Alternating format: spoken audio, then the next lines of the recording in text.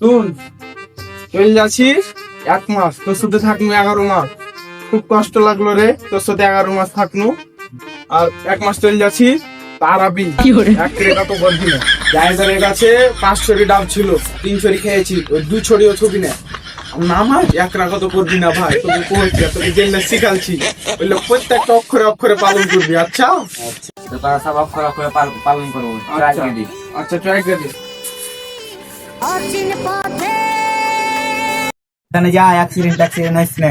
ঠিক আছে, সাবধানে যাবো। আর ওই নাইমুলের দোকানে 500 টাকা দেওয়া আছে, বেরি কিনে খেয়ে দিস। আচ্ছা